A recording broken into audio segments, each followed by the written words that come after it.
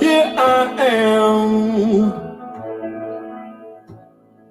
after so many years, hounded by hatred and trapped by fear. I'm in a box, I've got no place to go. If I follow my mind, I know I'll slaughter my own. Help me, I'm the prisoner. Won't you hear my plea? I need somebody, yeah, to listen to me. I beg you, brothers and sisters, I'm counting on you, yeah.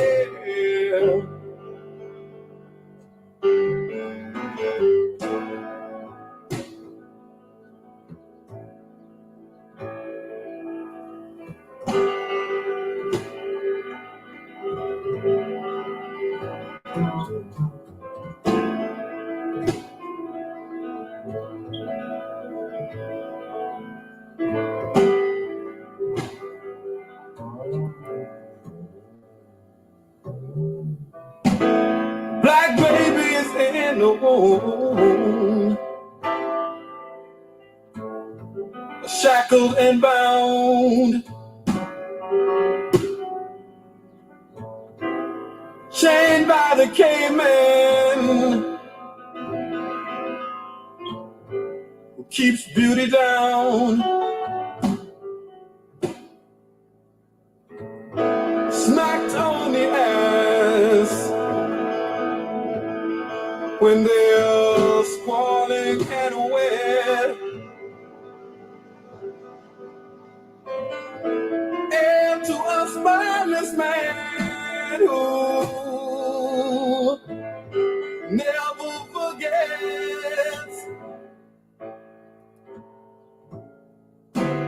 never forgets that he's a prisoner. Can't you hear my plea? 'Cause I need somebody, Lord knows, to listen to me. I'm a stranger to my son who wonders why his daddy runs, yeah.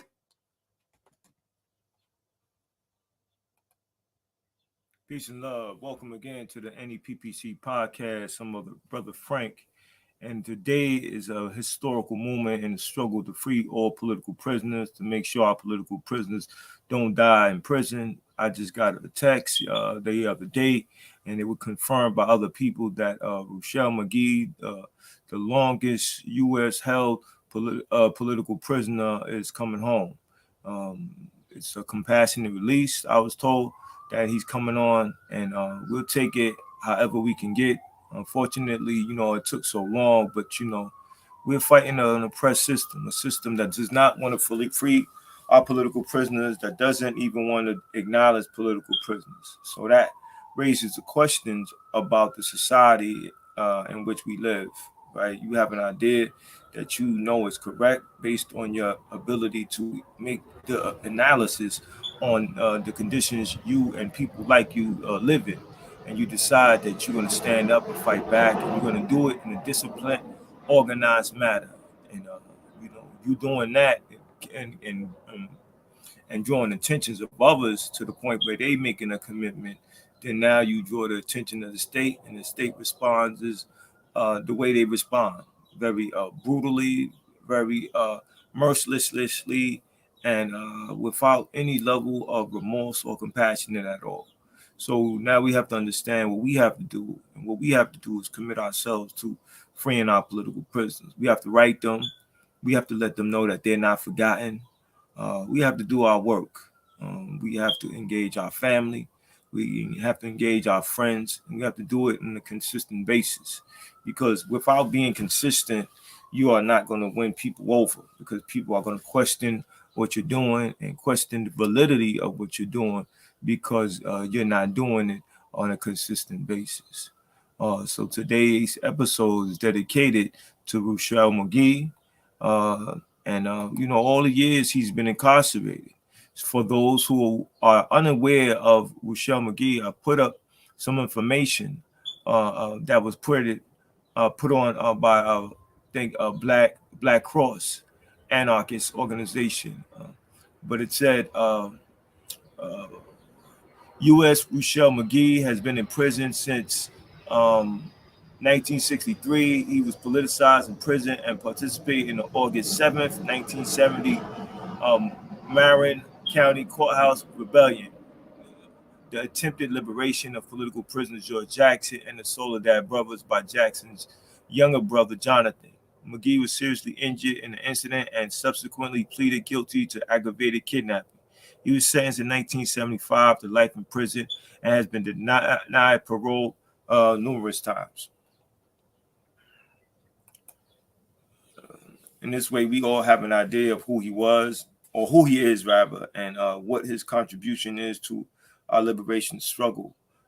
Therefore, we can start to connect ourselves to Ruchell Magee a lot better, and we can make ourselves committed to struggling to help him, make his way into society, because the world has changed a number of times since he's been in society. So I provided the link so you could share with others, because there's a fundraiser going on to help him with reentry. There's a financial goal that they're trying to meet, and I think that we all chip in, we can help them, because it's just not one person doing the work. Each and every one of us can do something.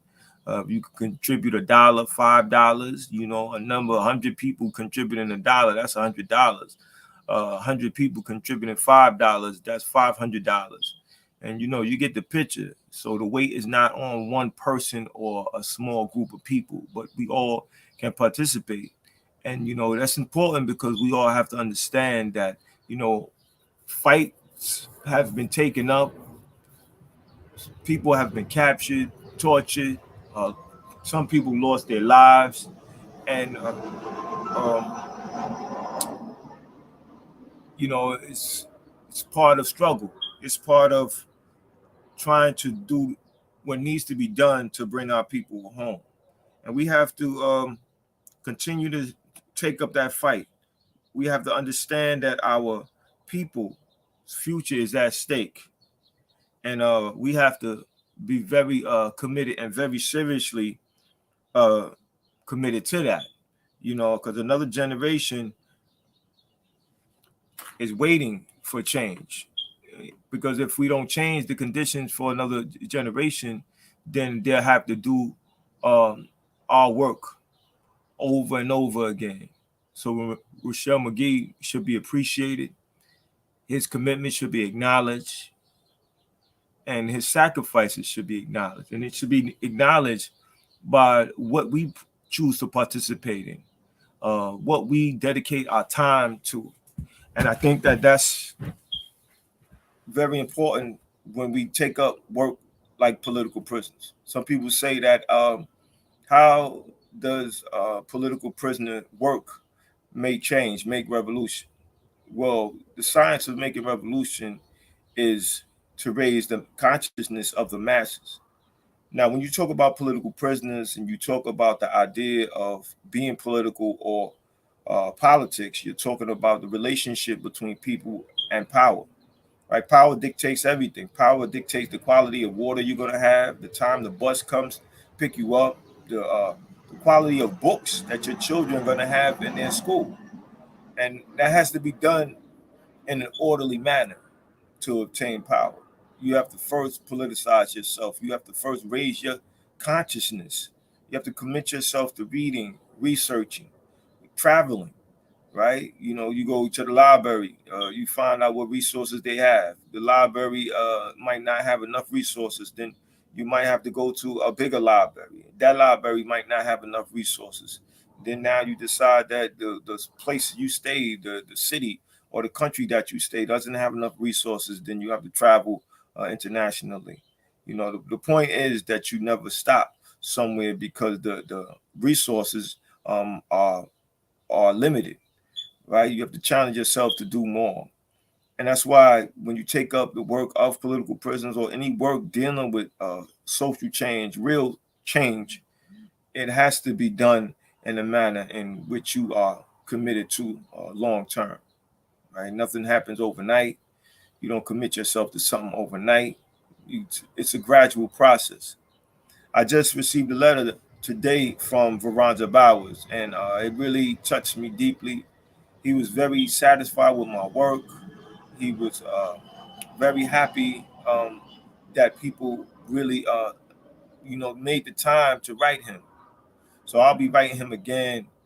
And I was advised to share his letter. And yes, I'm going to share it at another time because today's episode is dedicated to Ruchell Magee and coming home and how long that struggle was. But, you know, as we talk about Ruchell and we talk about other political prisoners, they all are related, right? They share the same politics. They're brothers, they're sisters in combat. And we have to look at them as such. So Ruchell Magee, uh, he would want me to deal with other political prisoners. So that's why I even mentioned Veronda Bowers and that letter, because he was understanding the relationship that I'm building in Queensbridge around political prisoners. You know, whatever I'm involved in under the organizing work of Sugar Ray and Transform America, and that work allows me to let people know that I'm here based on the sacrifices or in the spirit of political prisoners, and I'm here to do what needs to be done to aid people and aid their development further, and to make sure that they are aware of sacrifices of others, that they are aware of those who have done as much as they could to move a people forward, and who are committed to that. And with them understanding that, then we start to exchange ideas. We start to understand that this is where you're at, and you can go further with this idea. But it's going to take time because there are a number of distractions existing in the world, the society that we live in, and we have to reduce those distractions if we don't have the time or the ability at the current time to eliminate them totally. You know, as much as I know about political prisoners and the need to make change and critical analysis of capitalism, I still get distracted by social media. I still get distracted by conversations that are just entertaining, that are really a waste of time. But you engage in these conversations because you are a human being, and you have ethics and you don't want to be rude. But we realize that our time is limited, right? We're here for a certain amount of time, and then the next phase of our life, as the universe demands, takes place. So that being said, when we deal with the idea of political prisoners, those who are incarcerated because of their ideas, right, and their sacrifices to change the conditions of a people, then we start understanding the seriousness of having dialogue on political prisoners, and the fact that anything that we're struggling for, the ideas of political prisoners should be incorporated, because our political prisoners deserve that.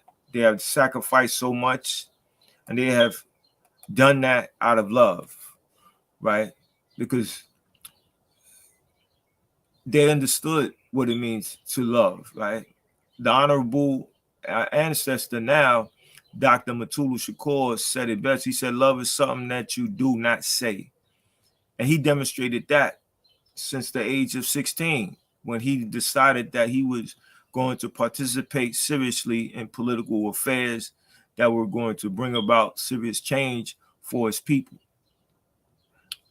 So when we talk about political prisoners, or when you talk about any topic, it's very important that you have a clear understanding of what you're talking about, and that clarity comes from providing a definition of a topic.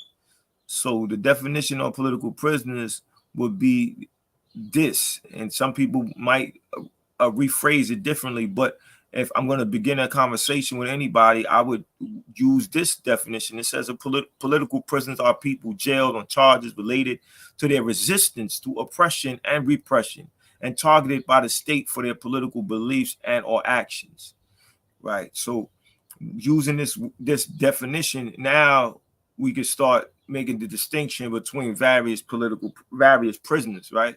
Because every prisoner is not a political prisoner.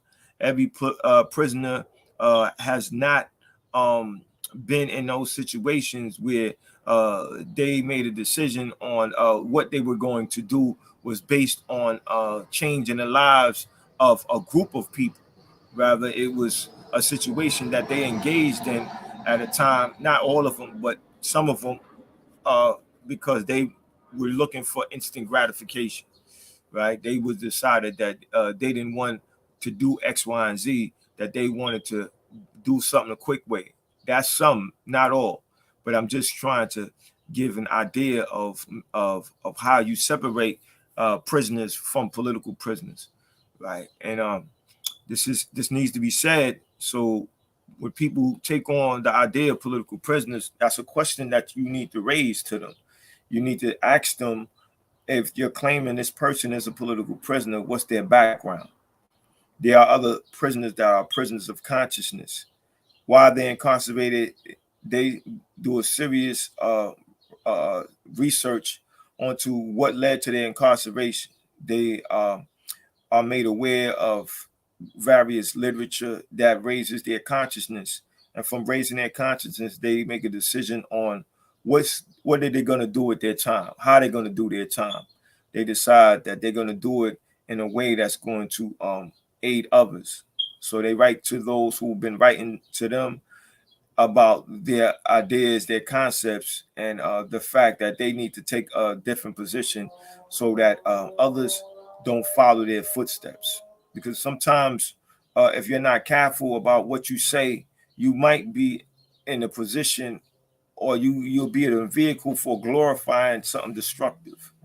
And whether it's music or it's just a movie or a conversation that is not directed in the direction that it should be. If you're talking about bringing forth light to a so-called dark situation, or this or life to a destructive situation, you have to be responsible. And that's the distinction between political prisoners and prisoners of consciousness. Now, when we look at Ruchell Magee's background, we see that he was made conscious while he was incarcerated, right? But we see the duration or the circumstance that he was in, led to his continuous parole denial. Because as we said before, we talk about the so-called correctional facility. If you're trying to correct somebody, why somebody like Ruchell Magee had to be incarcerated for over 6 decades? How long is the correction process? Why was he denied parole so long? And you call it compassionate release, but if you were truly compassionate, you would have released them a long time ago. But we accept compassionate release. We want our brother home. We want those who are watching this to share with others. Make sure you share that link. Do what you can on your part. Make a contribution. Encourage others to make a contribution so that goal is met. So we understand that we have a duty, a responsibility to aiding those who are incarcerated, right? We got so many who are incarcerated. And, I want to take some time to give them some coverage. Like Imam Jamil Alamin, Otis Jackson did that crime, did that murder. Otis Jackson confessed to it. And anybody who can help me get in touch with Otis Jackson, please, I want to have him on the podcast. I want him to confess to the world that he did it so that Imam Jamil Alamin can come home. An innocent man continues to remain incarcerated. Our sister, our beloved sister, our comrade in struggle, Joy Powell, she's incarcerated. She's a political prisoner because prior to her incarceration, she was organizing people. She was standing up and fighting back. She was dealt with tragedies herself as her son was killed by the police. And, this is something that we can't ignore. This is somebody we can't ignore. And we got to organize around bringing her home. And how do we do that? We do that by writing her, asking her, what can we do? Speaking her name wherever possible, letting others know that there's somebody who is incarcerated who should not be incarcerated, because we are taxpayers. Tax dollars are used to build these correctional facilities. And we have to do our part to let those who are elected by our vote to bring our political prisoners home, because they deserve to be with their loved ones, right? We can't forget our brother Kamal Siddiqui. Kamal Siddiqui is incarcerated, and there's a campaign to bring him home. Follow him on Facebook, share it with others. Everybody needs to do their job who has any concern and any compassion for bringing about real change, real serious change. It's going to take some serious work for us to make that happen, for us to stand up and do what needs to be done. Because, you wake up and you enjoy certain privileges in life. You enjoy the fact that you're paid a certain wage when you go to work. You enjoy the fact that there's particular jobs available to you without prejudice because somebody organized and fought for that. Even where you live at, there was people who organized and fought for you to stay there. Because if you look at the history of this country and you look at the fact that people of African descent were categorized as 3/5 of a human being, they were looked upon as being subhuman. And somebody fought against that idea. And yes, you probably heard me say it before, but it needs to be said again, because people get comfortable with the current conditions, right? The current conditions need some serious improvement, right? But as bad as they are, they were worse. And they only got better because people organized and people fought back. And we have to be respectful for that. See, it's easy to say you respect somebody, right? Because it's just words. You say, I respect you, I respect you, I respect you. But what does it truly mean to be respectful to somebody if you say you respect them, right? But there's no action behind that. That's not true honor. True honor is actions, is really, really going to work and putting something in practice that demonstrates how you truly feel, and that has to be done in a way where that person understands that. And if that person is not around no more physically, that person's an ancestor. There's others that watch you say you respect that person. Or there's people that love that person and really hold that person in the high regards and really are watching those who are supposed to be respectful to him or her. And your credibility's on the line now. You saying you're supposed to respect somebody, but your actions are showing that your respect is truly questionable. So when I say that I respect Dr. Matuda Shakur, I make sure that I'm a part of some work that's about freeing our political prisoners. I make sure that I do my part and write to a political prisoner. That's why we provide the addresses of political prisoners so you can write to them.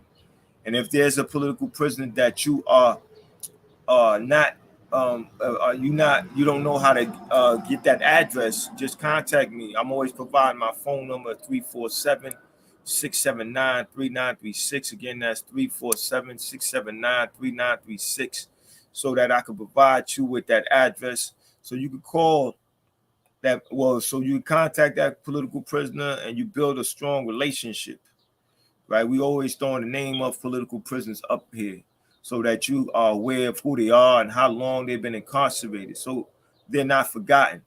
So wherever you at, whatever activity you at, you might be at a rally or a demonstration, or even at church or masjid, right? You're talking about the conditions currently existing. You're talking about prophets. You're talking about prophecies. You're talking about those who sacrifice for the greater good. And you have to know that they need to be respected. Brother Hawk, you hear me? Yeah, hello. Hey man, peace, man. How you doing, brother? Brother Hawk. Well, excuse the technical difficulties. Our brother Hawk is trying to get on. He has to struggle to make that happen. You know, we have to be consistent with talking about political prisoners.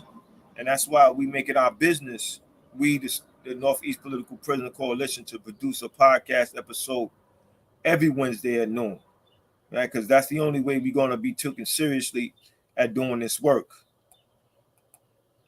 You know, our political prisoners need to be respected at that level.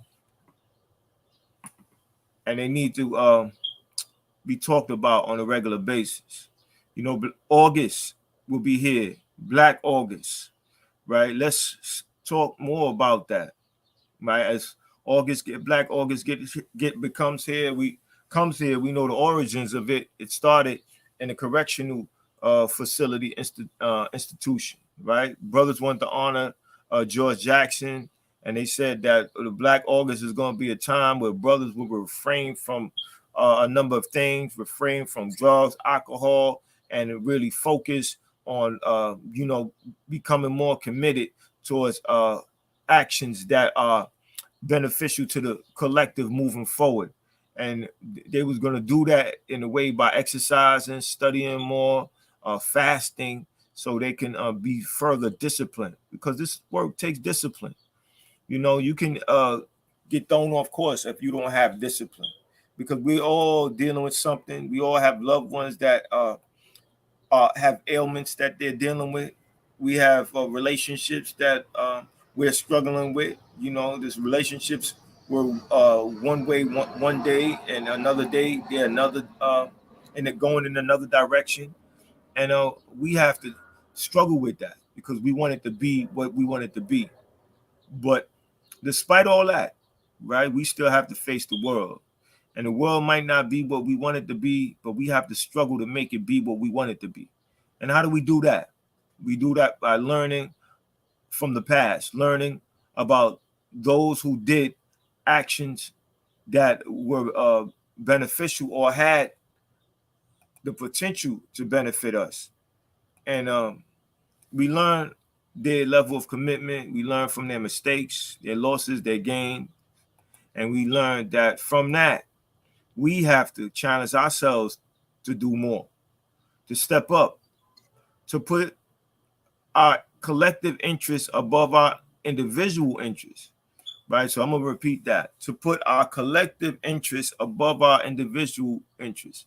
That means that you're going to have to be a part of a group.